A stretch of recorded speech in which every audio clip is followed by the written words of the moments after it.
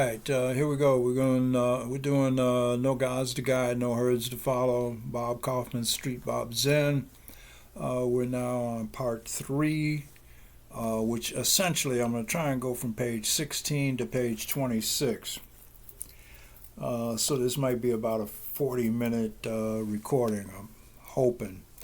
I had to edit out a portion of Jack Hirschman's response as it was in Russian for the most part, and in his own private language, which I don't understand how to pronounce it. So I'm just going to quote just a few lines from a letter that he wrote that are in English. It's the best I can do. Otherwise, it's going to throw off the entire, it throws off the rhythm of them. Everything else I'm doing, which is really strange. Blew my mind. Also, we have a glitch here with the recording. Got waving lines. I don't know where that's coming from. I just turned the recorder on and off. Didn't change it, but we're going to have to live with it. So, first of all, this is Bob Kaufman's application for in-residence Saint Poet of the North Beach Museum of San Francisco. And it's set up in a format of a job interview or job you know how they give you a bunch of papers to fill out when you apply for a job. So that's what this is. Just a fictitious little thing I'm doing here. All right, here we go. Thousands of jobs available. Fill out application today. Name. Forgot to mention, when I'm doing Kaufman quotes in here, I snap my finger before each quote and I snap it again when I'm done. Just so you know why I'm snapping my fingers. All right, so we'll start again. Thousands of jobs available. Fill out application today. Name, Bob Kaufman. Born, April 18th, 1925. Birthplace, New Orleans, Louisiana. Type of birth, difficult. Country, USA. Parents, father, a German Jew. Mother, Black Martinique Catholic. Religious history, synagogue on Saturdays with father, mass on Sundays with mother. Early religious leanings, Buddhist. Position applying for, in-residence Saint Poet of the North Beach Museum of San Francisco. Now, remember, federal law encourages employers to discriminate in hiring. Should you feel you were discriminated against for any reason due to too much sex, race, or color or creed, report to your local Indian reservation for assistance. General Custer will be glad to assist in creating any problems you don't have already. And mail all your box tops to Save Our Suburbs, Box 2336, Havana, Cuba. Now, for publications, we have Solitudes Crowded with Loneliness, Golden Sardine, Does the Secret Mind Whisper, Abominous Manifesto, 2nd April, and various international anthologies. For honors, he was nominated in 1960-61 for the Guinness Poetry Award. National Educational Television hosted a tribute to me entitled Coming from Bob Kaufman Poet and hosted by Ossie Davis and Ruby Dee. Took part in movie nominated for the Spoleto Italian Film Festival Award in 1960. Co-starred in movie Descent in the Arts by Kenneth Tynan. Lists literary figures studied. And Melville, who begat Steinbeck, who begat Goethe, who begat Strindberg, who begat Pushkin, who begat Wordsworth, who begat Shelley, who begat Keats, who begat Henry Miller, who begat Kenneth Patchen, who begat Baudelaire, who begat Verlaine, who begat Guillaume, who begat Apollinaire, who begat Artaud, who begat Rimbaud, who that beat got Lorca. And experience 20 years in the Merchant Marines, around the world 9 times, a lot in between, unquote. Now, experience record commentary. Do not write below this line. Employment department use only. Merchant Marine served as Bob Kaufman's working class gig. Ahoy, mate. 20 years in the M&Ms, as they call it. At least he got around the world. At least he had a working class background before he flew off into his beatnik bag and condemned non-self work. I mean, the dude ain't been a bum all his life, so when you're off at sea, you accumulate your wages and receive a lump sum when you arrive at your home port. In Kaufman's case, his home port was New York.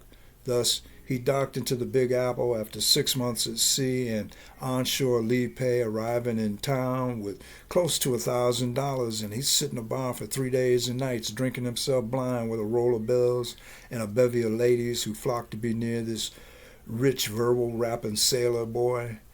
You got to remember, Kaufman had more money than the local pimps. Thus, he was afforded star status at that time. His later day flamboyant beat parties can be a direct product of his youthful home port celebrations. Yep, Bob Kaufman and the Merchant Marines and Popeye and Moby Dick and pirate shirts and Roman galleys all rolled into one. Now, what organization did you have you ever been a member of? Yeah, well, I can fictitiously say he was a member of the Communist Lunar Landing Party, the Independent Party, the Party, the Ku Klux Clandestine Activity League, the Birchers, Blessing Bath Party, the Gidget Goes to Hawaii Party, the Catholic Archdiocese Candle Convention, the Aboriginal Baptist Convention, Plush Purple Baboons, Blue Krishnas, Wong Tong Soup Gang of Chinatown, Jewish Japanese Welfare Workers, Paul Revere Fan Club, Pat Boone and Daisy Mae Dating Service, Chicago 7 High School Cheering Squad, Abominable Snowman Catching Club, etc. So, have you ever been arrested for anything other than minor traffic violations? Yes. If you answered yes to the above questions, state number of times and circumstances. 35 arrests in a year, caught telling truth on street corners without a permit, passing out demerit badges to hallucinogenic spiritual dropouts, found courting underage metaphors in the 10 Most Wanted list, arrest record commentary. Kaufman was arrested and tried, and tired tongue denouncements. Try that again. Kaufman was arrested amid tired tongue denouncements and spewed vile epithets proclaiming blue-suited insects as the plague infesting society's worn, cheesy garments. And since Kaufman was viewed as the leader of the young rebels who were only having fun, and since police can't see past color for racial reasons that are obvious, Kaufman was usurped from the scene and made the scapegoat and focal point for these pop-bopping stallions searching for in the corners of peace for violence that exists deep in their own sexless breast.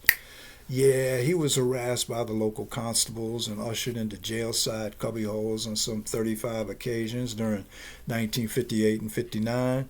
But although I already mentioned it, it ain't worth mentioning because the press in the 50s always focused on beatnik police confrontations, and thus, since such reportage was based on police reports, it became the central focus for relating to the beat to the outside world, and it would truly be a drag if Kaufman was remembered in the way of Francois Villon, the 17th century French vagabond poet, whose only official history is drawn from his arrest records preserved in civic court archives, and thus our only reference to the poet would be the unpoetic booking sheet rap of some split-gut, cigar-chomping, about-to-be-promoted desk sergeant drowning in his own self-mimicry. That way of writing history died with the Dead Sea Scrolls. Now, this type of harassment is highly memorable of the time when Huey Newton and Bobby Seale were arrested in Berkeley, California in 1966 for speaking poetry on the street corners. This is clearly indicative of the dividing line where one of Kaufman's revered French poets, Charles Baudelaire, spoke of the inability of those with this illusory power of being in control of another being's life, which allowed the police to see nothing wrong with imprisoning another being for speaking just his thoughts.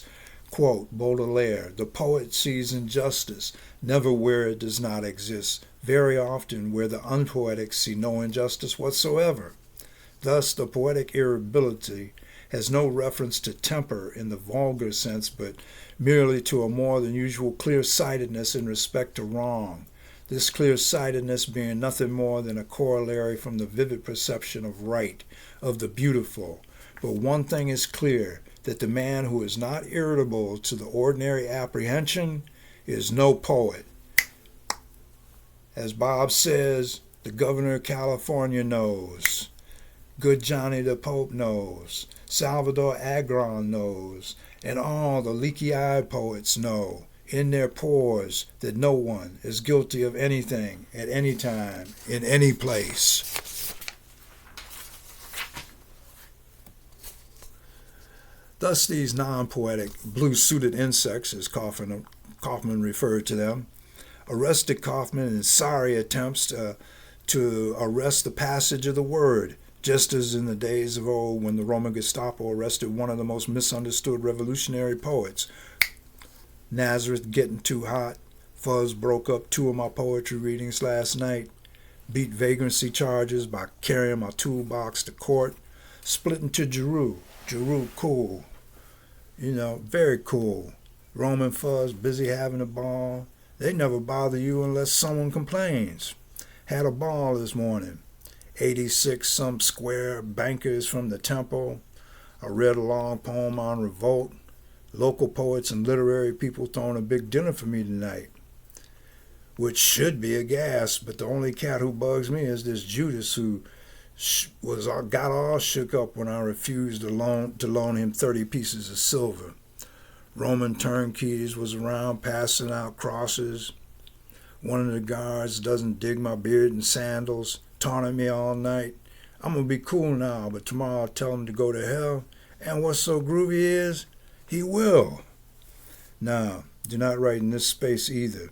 This is for employment department use only. Interviews, comments. Well, this is an extremely well-qualified candidate, although missing a few teeth. Otherwise well-groomed and semi-articulate. Believes he's God, otherwise no hang-ups. He dances in funky, disheveled bars on Friday night, lives in a ragged hotel on the South of Market. I think he's poetry in motion. Yeah, he's hired, definitely well-qualified despite his mild abominability. Now, that's the end of Act 7, intermission, halftime. Go get a beer, take a shave, use right guard, phase out camera, blackout, pass out, zoom in, come back in 5 minutes. Hope you enjoyed your break.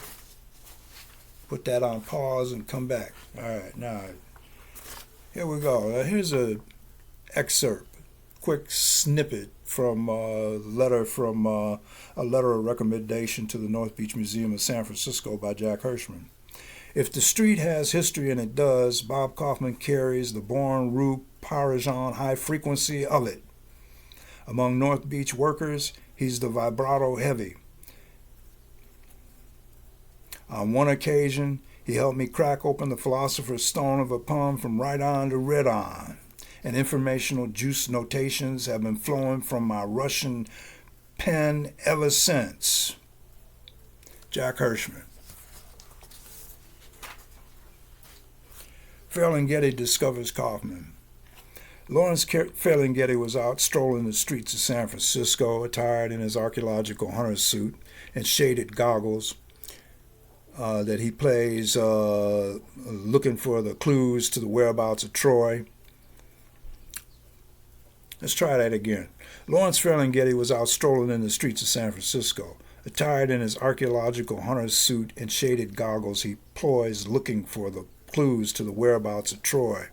With his dust broom and microscopic eye for detail, he staggers into the Sphinx and he says, "Excuse me, ma'am, there must be a mistake." Well, no, on the for real side, Ferlinghetti didn't have to look far to find Bob Kaufman. 2 doors down from his publishing house is the old hangout for Blabbermouth Night at the Place, the elevated form of Kaufman and his infamous Abominous Manifesto. Now, in 1959, Ferlinghetti published this exploratory as a broadside. The excitement of Bob's writing spread to New York's publishers, and Ferlinghetti encouraged Bob to break away for the wider range exposure of New Directions publishing. In France, though, this is where Kaufman is truly notorious, says Ferlinghetti. Kaufman was published in France, and he immediately achieved a rival to Rimbaud. He's considered to be the American Rimbaud. Thus, A prophet is never known in his own country. At the poetic top of Ferlinghetti's Fort Knox Poetic Saloon of Natural Preservation of Sacred Verse, storage house entrusted with the image, intrigue, insignia, city lights, like city lights. I mean, like city, light city, like light city, like light man, like light no boundary city lights can be seen for miles off in the distance the way on Route 66. Albuquerque suddenly appears at the top of the hill. You see the city lights from the mountaintop. You see city lights from passing out on the street. You look up to see the city lights. Kaufman was eliminated from the hippie archives with one sweep of the word.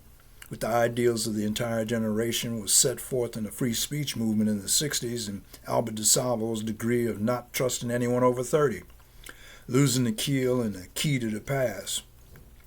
This was the initial thrust which cut off contact with our immediate predecessors who were over 30 and who had the same consciousness ideology that we were trying to achieve and what had already been achieved by the bohemian rejection of everything that we had only just started to reject. In other words, in rejecting everyone over 30, we managed to reject our immediate ancestors of soul who were already over 30, but who could have passed on much knowledge of what it is to be old in the streets. Now, in the drought-struck winter of 75, in one of North Beach's dilapidated Friday night bars, Kaufman was showing himself to be very much alive and well as we discussed the reoccurrence of the past onto the present, because I noticed in all of his writings that there is a conscious mention of early womb memories and the cries and shrieks of early infancy, and correlations that equate these embryonic circuits as being foundations of applied jazz, well-pruned Pandoric remembrances reeling from withstood light. I asked Bob, I said, Bob, man, like what do memories have to do with all this? Like I noticed in your writing that the pressure from being in the womb and wanting to kick my doctor's ass, you know. I said, Bob, man, like what do memories have to do with this? Like I noticed in your writing, you always mention womb memories. My brain does that too. Like I can remember the pressure from being in the womb and wanting to kick my doctor's ass when I was about to be born, and the crazy motherfucker was grabbing my head with forceps. That was fucking cruelty to animals. Should have got the Humane Society on the motherfucker. I mean, I can't seem to shake this type of memory. So, do you always carry this with you? Kaufman responds, well, I've never left Louisiana. I said, what do you mean you haven't left Louisiana? He goes, everywhere I go, I bring my past with me. And as he's saying this, an old childhood friend of Kaufman who was raised with him in Louisiana appeared in the bar, and he and Bob spoke rapid Cajun and bebop Bayou, thus made plain to see that he hadn't left Louisiana at all. The thing about making people appear is just strange magic.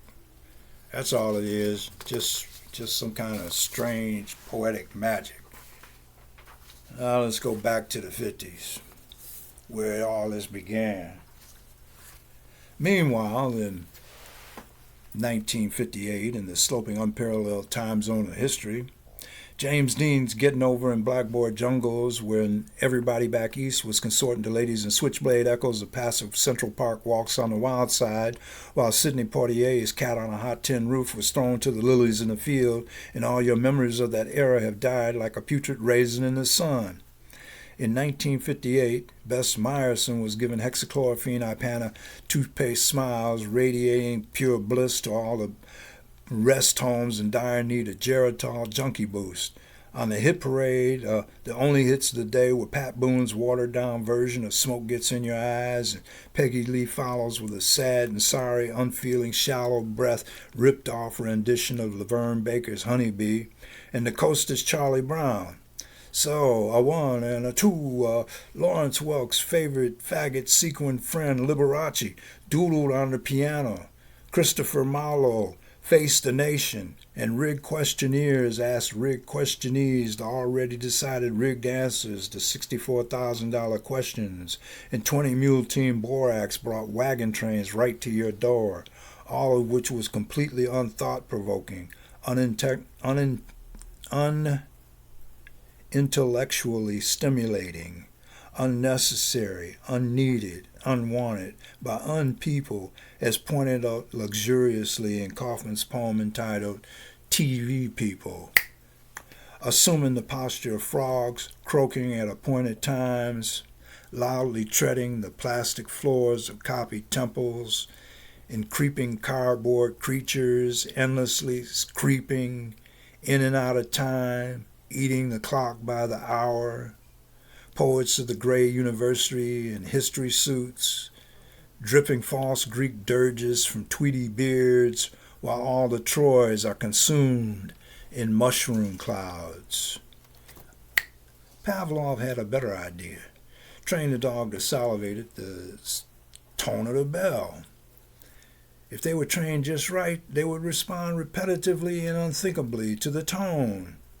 Now, in this same way, Americans are spoon-fed at appointed 15-minute intervals, televised Hollywood news show hosts sacrificing all pride by selling out in early ages, making their way into Perry Como dreams, saying nothing other than what is dictated by the corporate eye, pushing into the public pabulum that spoon-feeds its sorry members, making their way to the Ed Sullivan graves, in which status quo maintaining game show mass psychology experts disguised in master of ceremony outfits, complete with good nigga on the Broadway come-ons, due to commercial sponsor pressures, in which one sells oneself to the products which one sells, advancing through conquered Coca-Cola lands that encourage the rabid buying power of a dilapidated economy which has no concern for the daily days in our lives melodrama, which encourages the buying of unneeded products on every TV game show,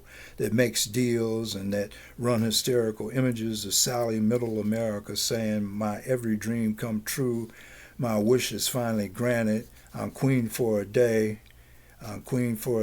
Gift packs of measured applause, judgmental audiences, awarding a 2-member family a 3-car garage and toilets in every ear, and Siberian carpeted multi-carpeted mink stoles to wear on vacations to Miami ski resorts, with experts one on a computer printout who were really diamond-studded pimps disguised as businessmen in those suburban tri-levels, possessing and hoarding swimming pools, with Marilyn Monroe found floating in barbiturate whiteness and hollow, shallow grave life insurance.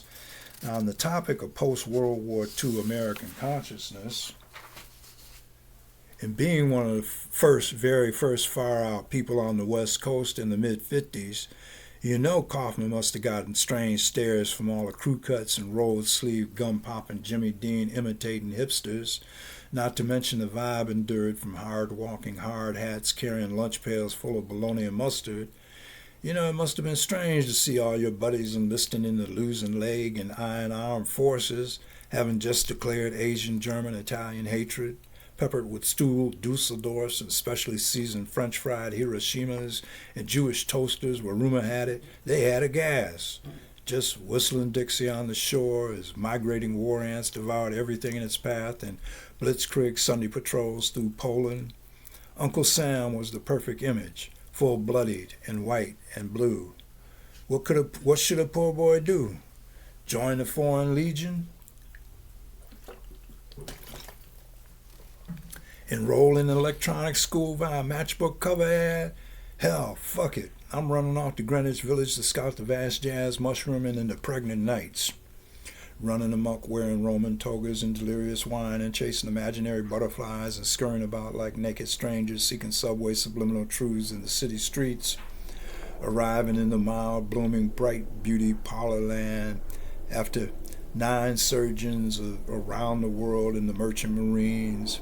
Vistaed expanses of honey variety, ruby rouge, streamlined ladies embroidered in lace and subtle silk, each woman perceived individualistically, mount amid your swollen orchids, motion laid, spread eagle divans of relaxed glory, multilingual passion excursions, distilled portions of perpetual pleasantry pushed on plantations of pleasure.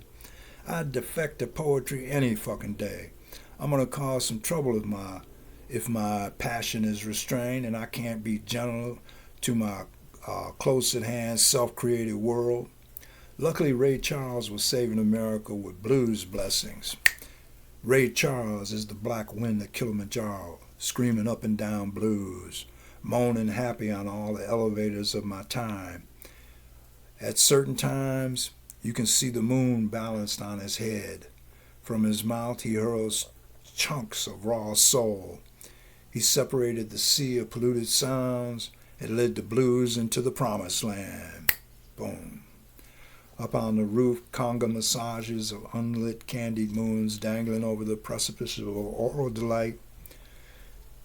Shake a Saturday night violet until her petals fall and die, sending smoke signals and blatant messages, and sacred thighs rolled asunder while the blues blast bellowed, earthen, warm, air-tainting, tingling, triumphant touch, trimming well-pruned Pandoric remembrances, reeling subliminal New York nights into delectable, mellow-laid threads of emotional cohesion, fluid, oozing, liquid rims of jazz. Late-night whorehouse rocking, quite literally laying the foundation for the trip out west to San Fran hipster land or bust. Road speed, cross-country jaunts, the streets of San Francisco. Incorporating Parisian-inspired Eiffel Tower and intellectual, existential, mythical surrealisms fused with Greenwich Village wild one-ways. Bob Kaufman was normally noted to attire himself in tattered, unlively, drab, everyday Bohemian Brother suits. Believe it or not, special occasions do arise in the Bohemian art enclave. Like when Billie Holiday made guest appearances at a local theater. Kaufman arrives to the opening night, packed, crowded, flashbulb explosion, red carpeted Hollywood searchlights, looking for a home in the wind-torn Friscan sky.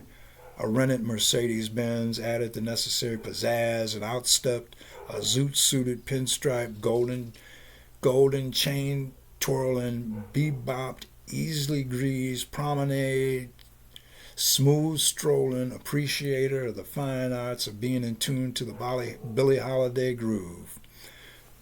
Billie Holiday got lost on the subway and stayed there forever.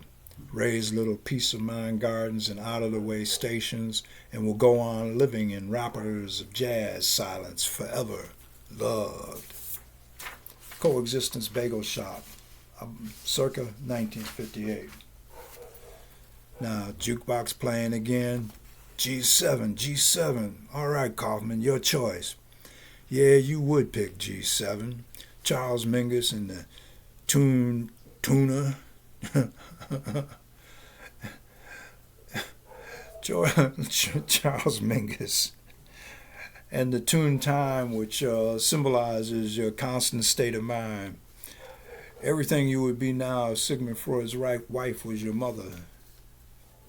Kaufman was a legend in his own time, the star of the coffeehouse crowd, leading cheering rah-rah sections of wild one youth, white wool sock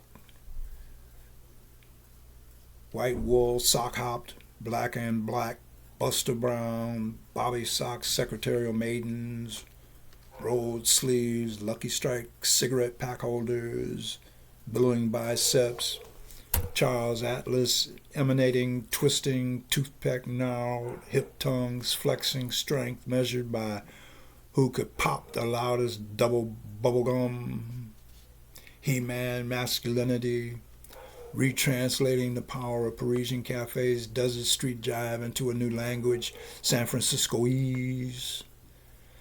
Two firmly planted feet, riding astride an already commandeered table, swaying from side to side, rocking like a man who lived half his life, which he had, at sea, crooning snap, crackle, pop repetitions of the day's rhythm, which was determined after scanning San Francisco chronicles for the paper's content, leading the iridescent, bright-chambered nearby beat hearts into call and response cheers, following the all-pervasive rhythm of Kaufman's lead rap, incessantly repeated over and over again. The Pope, the Pope, who killed the Pope? The Pope, the Pope, who killed the Pope? The Pope, the Pope, who killed the Pope? Unquote. That's Bob in the cafe back in the 50s. That's Tom Albright's remembrances, mesmerically casting love potion number 9 spells on the hearts for once unburdened, or as poet John Fisher set the scene in his long poem to Bob Kaufman. And he said, man, stale beer on checkered tables, green jungle frames, steaming walls, strolling nude projections under sad-eyed blacks in an attitude of prayer. From the back wall up front, hey, Kelly, bring me one of my dollars. You got it? The egging on crowd. Kaufman, make noise. The owner, what's the matter? You sick? Out of pregnant pauses, fuck it. I don't have to be good because I'm a Negro. Laughter. Friday to Monday morning balls, screaming suddenly, I'm a poet. I ain't gonna work. The Lord ain't gonna have me starve. New Year's Eve at the place. Shield, you want to rumble 4 Southerners for kissing 5 broads already laid, literally or verbally? Wee hours, aquatic park, pier balls. Soul Brother played music bongo on his cheeks, billows fashion, cold spaghetti dawns and hyperculums. People thinking I'm dead. Split from Paula's greenhouse smash. Fuzz shattered Lolita's smash afternoons, mended ex-pug connections. He's a poet. For a living, a fine poet. Tell him to wipe his nose. I'm writing him off the books. That's poet John Fisher from his long poem on Bob Kaufman. God bless him wherever he may be now. I knew him when he was in his 70s, back in the 70s. So, yeah. Samoan ruler peers at legs while peers ponder arms by Keys Beach, 1973, the Denver Post, Chicago Daily News. In Singapore, this shows you attitude, basic attitudes. Western Samoan Prime Minister Tupa Tamase Leolofe IV, here to attend the British Commonwealth Conference, couldn't care less whether British sells arms to another nation. Eyeing shapely Chinese waitresses in miniskirts, His Excellency said, I don't see why so many people are worried about arms when there are so many beautiful legs around.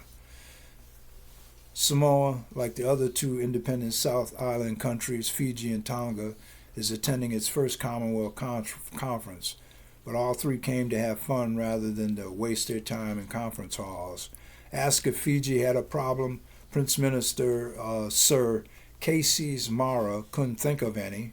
When pressed, he said he might object to pollution from French atom bomb tests. The Samoan delegation spent most of the day in the bar in the Hilton Hotel drinking and singing native songs while more sober-minded statesmen pondered world affairs. Hungry beat seekers seek, beat seekers spout words into empty air.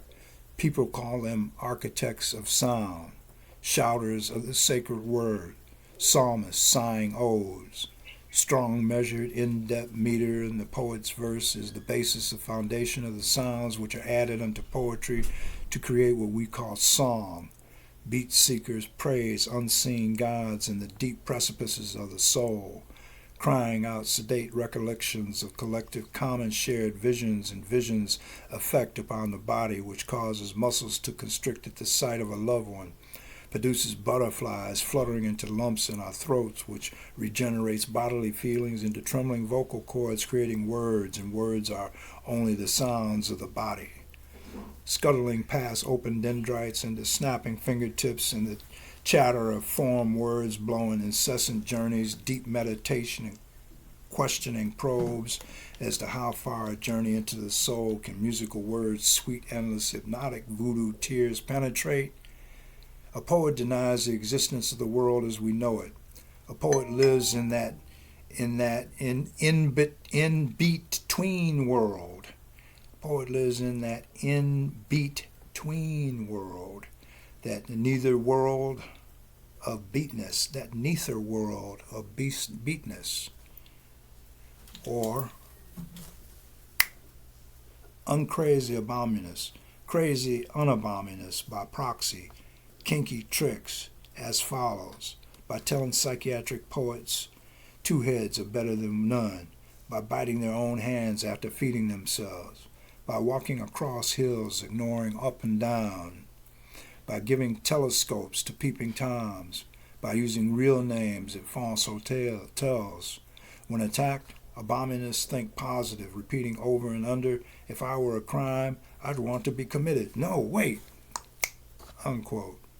Kaufman was a non-believer in the word of reading poetry from the printed page, as he tended to depend on the spontaneous rap rate, tongue-in-cheek, telling tourists about orgies at the beat pads, reciting off the top of the head poetry in the style of Charles Parker playing sax, always without a chart, and still trying to discover and seek the chartless horizons, reeling atop bagel shop tables, delivering solitary thoughts on death and other illegal mysteries carried off in the hurricane afternoon, warped glimpses of buried events squeezed from pits of stagnant wax ripped from walls of the mind's eye of Goethe, taking Faust by the hand across dark Teutonic landscapes to Tuscan dusky twilights where torchlit Italians carve life in marble mountains, ankle-deep in severed heads of bloody popes at war with God for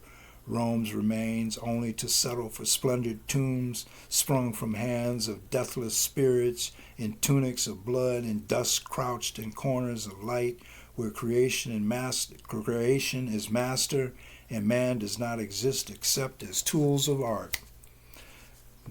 Or, in the words of Friedrich Nietzsche, man now expresses himself through song and dance as the members of a higher community.